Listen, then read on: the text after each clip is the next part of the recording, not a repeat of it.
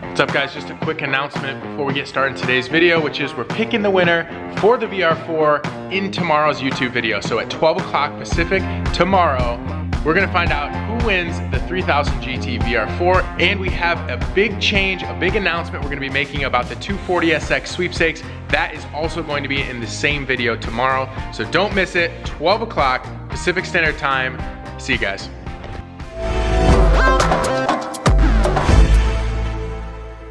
What's going on, guys? Welcome back to the vlog, and I just messed up this camera somehow. I think I fixed it. All right, so we're back. My name is Ricky, and today it's gonna be, we're gonna do a little bit of change. We put injectors in here, and they were what I was looking for, the 550s primaries, which is the stock ones, and the 1300s RC secondaries. But I have a whole nother set. And this second set is the exact same thing as 550 primaries and 1300 secondaries from RC. But we actually dropped these ones off on RC so they can test them out and clean them out so they can be a 100% working, which they did. As a matter of fact, one of the primaries that I dropped off was bad, so I ended up sending a second one out there. And now we have all 4 injectors working at 100%. So all I'm gonna do is just grab take the old injectors out. Hold on, just kind of take the old sticker. And then replace them with the ones that they clean and test for us. So this is one of the 1300s. So yeah, so we're gonna be putting, they look just like the stock ones, but they're just slightly bigger. So the stock secondary injectors are 850 cc's. So it's gonna be a nice little upgrade. So all I've done so far, I took the throttle body cable from this side, and then I took the fuel pressure regulator that make it help mount here. And then right now, I'm gonna try to replace these things what are still in here, but I don't think I'm gonna be able to. I'm gonna have to take this off and that off. Who knows? We'll see.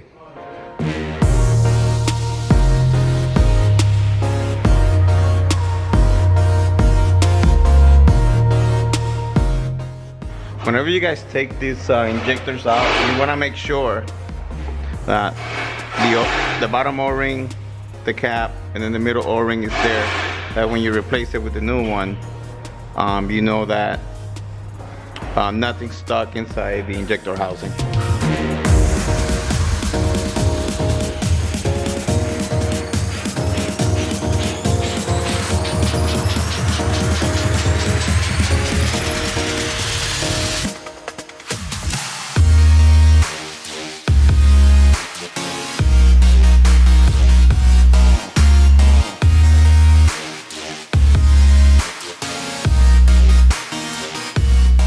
Why do we need to buy the idler pulley for the aftermarket pulley kit? This is why. The majority of the FDs, if you go out there and you notice, when they run these aftermarket kits, these pulleys are a lot smaller than the original one. And the original pulley that they put in here goes up, goes down, and it's supposed to go over here and go back down. So what happens is in this side, there's almost no tension whatsoever, and you can literally just spin this while the belt is completely tying. What do people do after that? They over tighten the alternator so the belt can be, so they can have more tension on it, and they will put more pressure here. But what are they doing at the same time? They're putting too much pressure on this bottom pulley. Is that how your pulley got bent? That's a possible way of how this pulley got bent. What happens is you over torque the freaking belt, and it puts a lot of pressure here, and right behind these there's bearings, there's needle bearings, and they over warped, they break, they snap, and all that tension, all that heat, what it does is it bends the eccentric shaft, which eventually the stationary gear is going to be bent, and the front iron, and blah blah blah blah blah, and so forth. And then you have to replace half the motor. Sounds expensive. It is. So good solution, buy this kit. And it'll save you a lot of money. Too bad it's not gonna fit with your setup. It better fit with my setup. Well, we're gonna make it fit, because I'm Ricky, and I make everything happen. Here we go.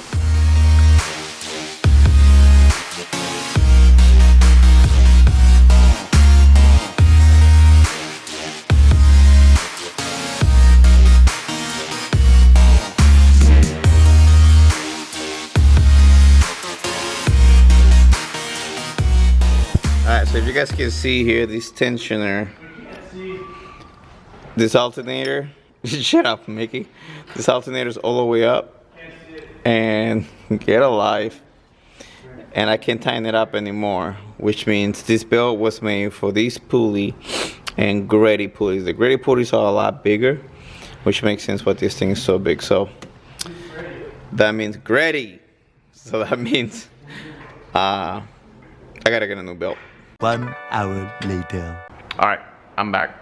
So after traveling for 1 hour, going to the nearest O'Reilly's and AutoZone store, we got a few belts to try.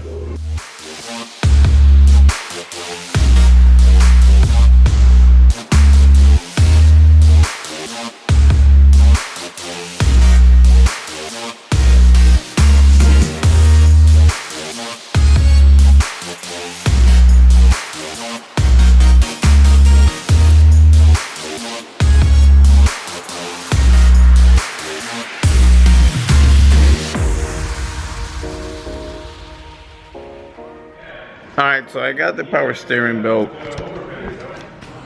pretty good in there, but this one did not fit. I got one belt too big and the other one too small, so now I get to go back and go right in between. So expect me another hour to be out there getting a belt. Alright guys, so Victor came over here and he yelled at me. He was yelling at me. He gelled at you? So like hair gel? Maybe. Or anyways, he was like Jello, the snack, the treat. The same one you use for your beer. Anyways, he was pretty angry because I guess I didn't complete a video. So Ripperino. yeah, last Not time. a good thing when Victor's yelling at you. I know. Last time I went out to buy belts, I still got the wrong ones, and I guess after that I just got frustrated, bought a bunch more, and I finally got the belts that fit. But he played parts darts at the auto parts store. Pretty much. Bought like 8 belts. Pretty much. But we got it done. So here's the end result. We have a belt that works for the power steering, and we have a belt that works for the alternator.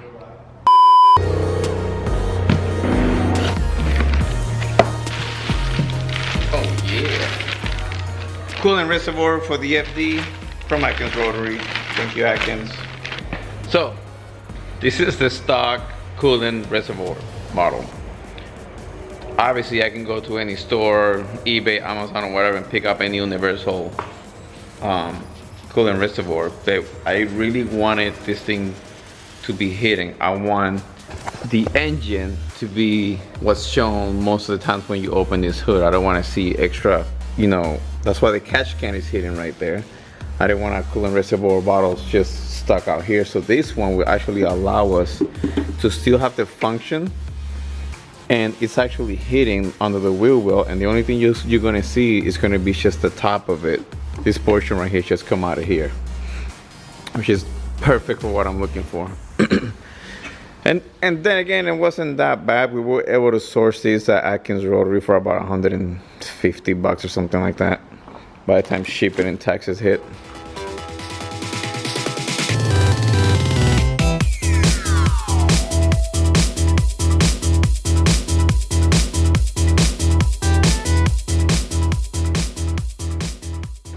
Alright, so right now the new coolant reservoir is installed already, so you guys can see that's all you're gonna be able to see. And of course the beauty washer and bolt from Downstar, looking nice like always. So from here will be another silicone hose just like this one, but it's gonna go to the cap. I'm still waiting on that piece to show up from Mazda. Once that gets here, we'll install it and we'll run that line. And that, with that fitting and this, it'll be able to eliminate the AST completely, and it'll keep everything nice and cleaner. While we are here working on the FD, we cannot ignore this piping that we have down here. We got some Vibrant Performance piping that they were kind enough to send us a few stuff so we can get the Black Chip Crazy FD in the road. So all this is gonna be for from the downpipe all the way back to the exhaust. Thank you Vibrant so much for sending these parts. You guys came in super sick, and we are still waiting on a few more pipes for the intake and the intercooler side. And then from there, our boy Eric from throtlVIP is gonna be coming in and doing some welding for us. So thank you guys so much. So she's over here putting some zip ties on the vacuum lines. She's gotta do that one, the one for the brake booster, the turbo intakes, the wastegates. We'll finish the rest of them another day. I'm gonna be taking the wheels off for now, and then we are gonna be cleaning and scrubbing the wheel wells. Cleaning, painting, making it look nice and presentable, and we'll keep going from there. What colors are you picking? Orange, pink. There's our boy Mick. I like black success. Black zip ties with black hoses. I'm boring. Is that jasmine poop? Is that what it says? Jasmine poop? Jasmine poop.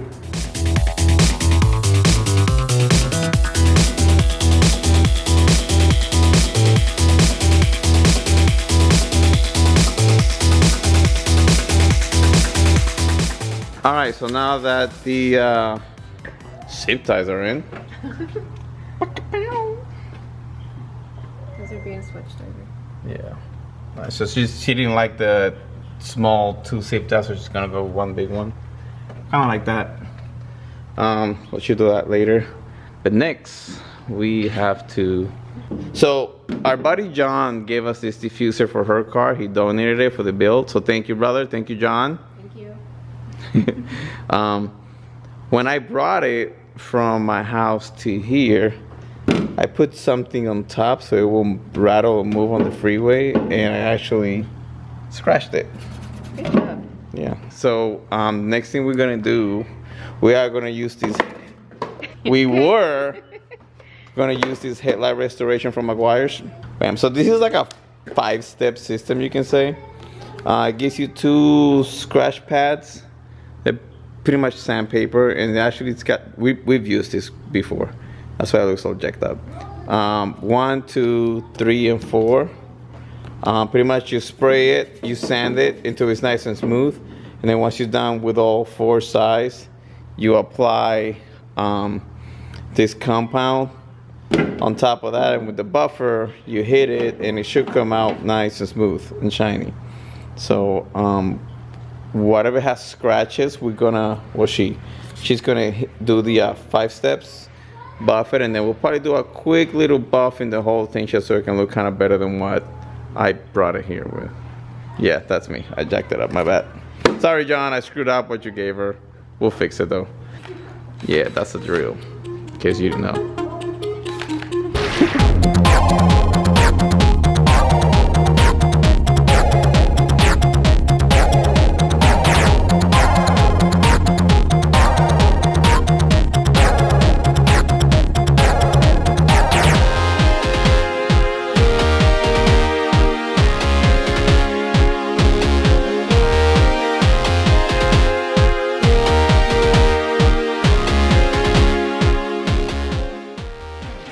Alright, so here we're gonna catch up with her, and most of the scratches is gone. I mean, some of the stuff that you can maybe be able to see is really deep in there.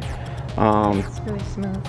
Yeah, it is really smooth, and she just hit it. This is like the first coat that she did with the plastics compound, and it's actually coming out really good. Or you can already see the difference in how shiny it is there and how it is over here, the difference.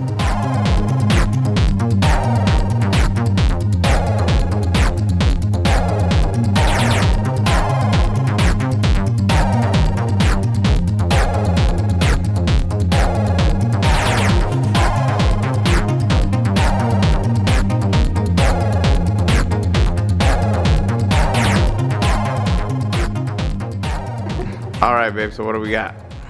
We got a shiny diffuser. Dude, damn, dude, you killed it. Look at this thing. Oh, we ended up switching to, I already put the compound away. We ended up switching to Meguiar's, oh no, it is here. Compound and ultimate polish.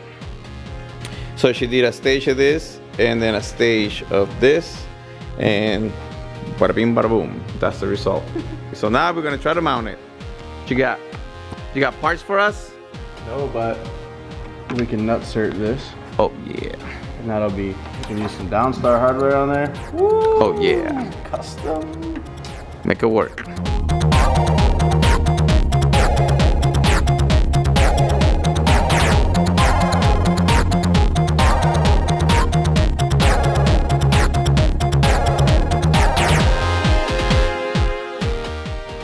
Looking like $1 million. So obviously it's not bolted down all the way.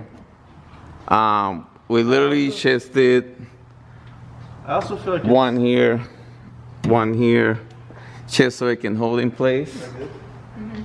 Anyways, we're not gonna fully bolt this down because our boy Eric from RX-7 is gonna come down and he's gonna do a mid pipe for us, and we're not sure if we're gonna be removing and reinstalling this back and forth, and we don't want to damage the diffuser anymore, so we're just gonna leave it. Oh my god! Oh my god, babe. I'm good. That's my mask. That's my son. He's working today. He's helping out. Ooh, ooh. She almost went through a freaking panel. Okay, and story time later. We are trying to close this out. Yeah. So, we did what we did. You saw what we did. I'm not gonna say it again because I'm tired. And Mickey still. That was Mickey. Thanks. We are done for the day. It is all mucked up. She's there. Looking good. Looking like a real FD. Not that it didn't look like a real FD before, but it looks way better. Looks really good. She did really good at polishing this thing. Look at that shininess. Look at that, like a mirror. Anyways, we're done. Say bye. We outie. Like, subscribe. Oh, I'm hitting Mickey in the head right now. Start, duck down. I'm hitting you right now in the head. If you don't subscribe, subscribe! We are out.